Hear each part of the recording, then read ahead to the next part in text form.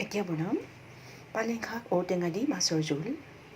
এই ব্যঞ্জনবিধ বনাবৰ কাৰণে লৈছোঁ এয়া পালেং শাক, ঔটেঙা, নিমখ, হালধি, সৰিয়হৰ তেল, মেথি, কেঁচা জলকীয়া আৰু শ'ল মাছ।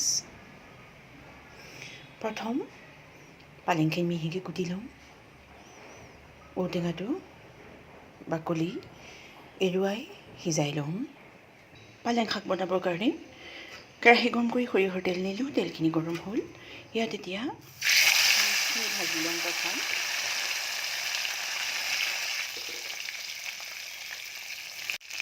এয়া মাছটো আমি ভাজি ল'লোঁ। এতিয়া নমাই ল'ম। মাছ ভজা তেলখিনিতে মেথি দিলোঁ।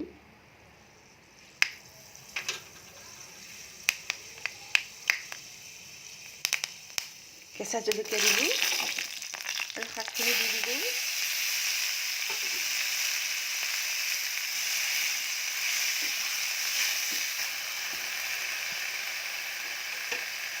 দহ মিনিট মধ্যমীয়া দি ভাজিম। শাকখিনি ভাজি ল'লোঁ। ইয়াত এতিয়া সিজাই থোৱা ঔটেঙা দি দিম।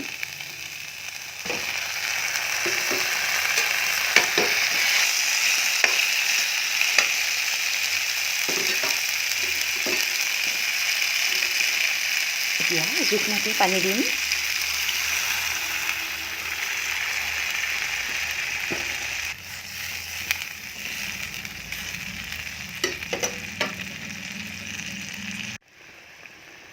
বৰ ধুনীয়াকৈ উতলি আহিলে ইয়াত এতিয়া মাছখিনি দি দিম।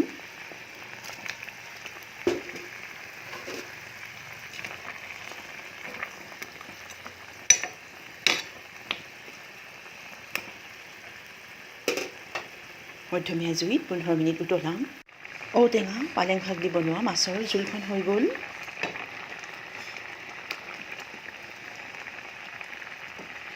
যদি মোৰ ভিডিঅ'টো ভাল লাগে লাইক কৰিব, কমেণ্ট কৰিব, শ্বেয়াৰ কৰিব, ছাবস্ক্ৰাইব কৰিব আৰু বেল আইকনটো দবাই দিব, যাতে মোৰ নতুন নতুন ভিডিঅ'খিনি আপোনালোকৰ ওচৰত পৰেগৈ।